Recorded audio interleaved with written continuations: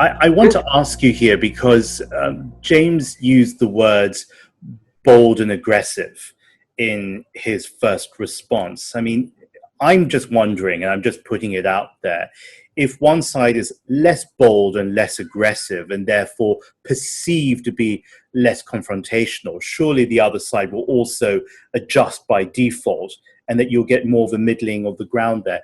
Do you think that bold and aggressive is a fair assessment? And do you think that China could dial that down a little bit? I hope China can, but it will be very difficult.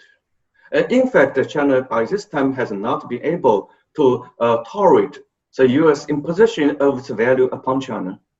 Why you are not so transparent initially? And China, I mentioned it. China should do better, but we are inexperienced with this new virus. We need some time to do research, to spread information, and not to scare the public. And we should shorten that period. But that kind of room to improve should not deny the huge success that the Chinese side has achieved. U.S. only stressed the China's shortcoming does not credit China for China's achievement, which helps to stop the spread of disease from China to the rest of the world very quickly from later January and early February. So for this, U.S. used very weird, unbalanced kind of view to impose this on China and to gang up the rest of the world to exert pressure on China is viewed by China as unreasonable. James, let's move forward in this spirit of what we can do and where we can do it. Dingli talked about the common enemy. I think both of you did. In those days, 41 years ago, it came in the shape and form of the then Soviet Union, a country that you spent time in the 1970s. These days, there are far more common enemies. I mean, let's go wider than just COVID-19. There's climate change, which they work very well on. There's Ebola, which they work very well on together in the response as well. I mean, James, where would you single out if there was one or a combination of nuanced fronts that they could address with co-incentives, what would they be? Well, I think we're seeing some of the areas right now. And as a matter of fact, in reality, actually, there is a huge amount of collaboration going on. It's under the radar screen. It's not on CNN, between scientists. I mean, there's information, people going back, not so much people, but information going back and forth from Chinese labs to U.S. labs, all over the place. So I think in order to deal with some of these things, because the things we're dealing with in some sense, again, I think have to do with domestic politics. America's moved into a place where it's, for a variety of reasons, less satisfied with itself. There are more people resentful about what they've been left out of and things like that, and they're looking for an enemy. And so it's easy to set up these kind of international conflicts in ways that are not very helpful at all. So I think the place where we could collaborate, though, is already happening in COVID-19. The U.S., I must say, at least in international diplomatic efforts, has not been as forthcoming as China when it comes to global climate change. I mean, look at Paris.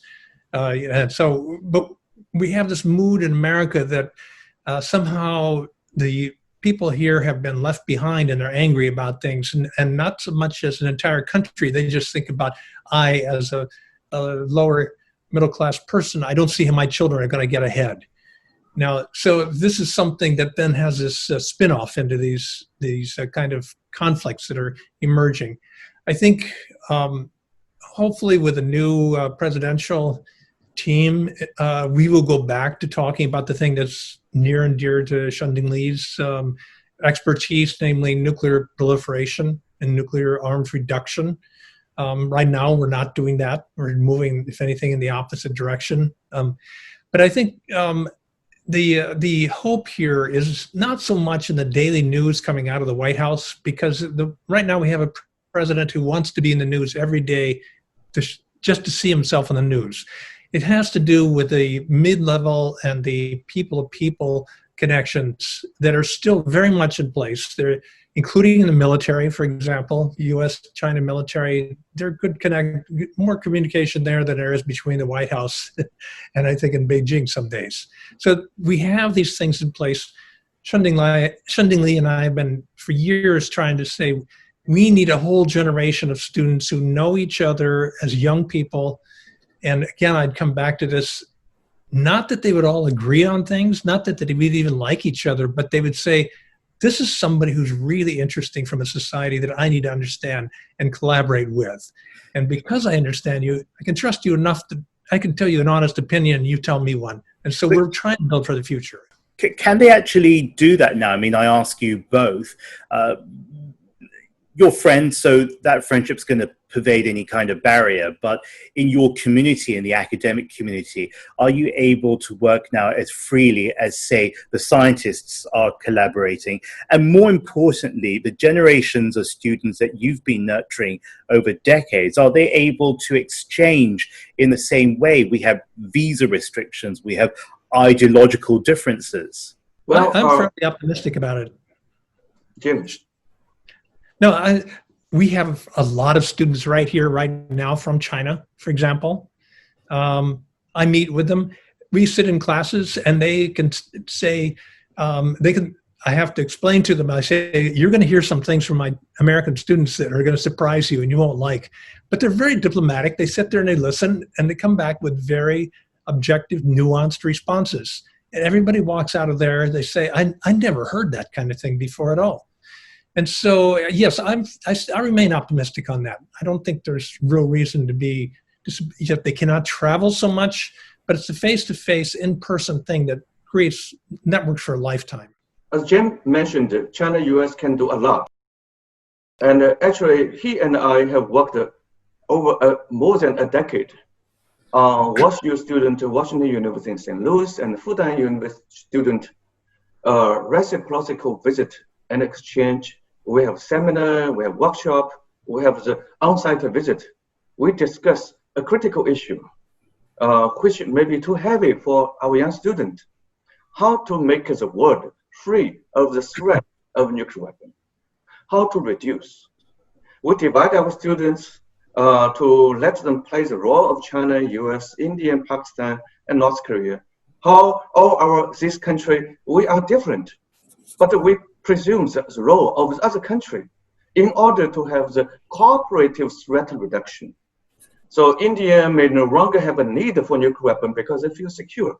And how the rest of the world should generate an environment for India, Pakistan, North Korea feel secure, and feel for even Israel, etc. And for one time, we invited the students in India to come to our meeting. Were not for COVID-19, American students and Chinese students would go to South Korea this year. So we are expanding our regionalization, globalization, discussing, and participation. Economy. We can immediately do. China, US have cut off an agreement on January 15th on economic and trade deal. And China promised to buy more, and we should commit to our agreement, buying the bean and American agricultural products. As we need to buy anyway, why we don't buy from America? This is a written agreement we should do, not to be disrupted by this China-US unprecedented ongoing event. So this student exchange, cultural exchange, and scientific exchange, America now is worried China may steal America's sensitive technology. And this is reasonable. But what about exchange in the non-sensitive, social science, humanity, and less sensitive science and technology? Americans' national security should be preserved. And China should not eye on that. But short of this, we should work together. But Americans should make a fair judgment. What constitutes the definition of sensitivity?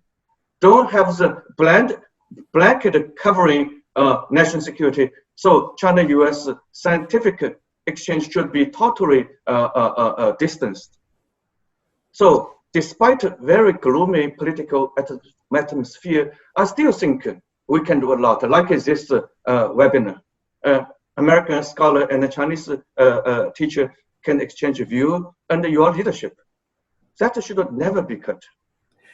James, I see you nodding thoughtfully along, but just to provoke you both a little bit, what part of that did you not agree with?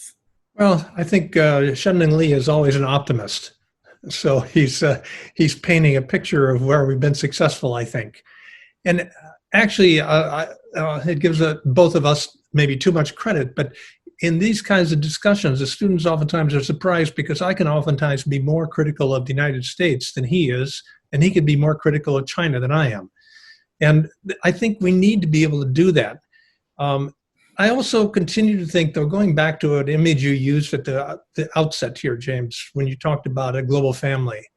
Now, maybe you grew up in a family where everybody loved everybody all the time and never had disputes.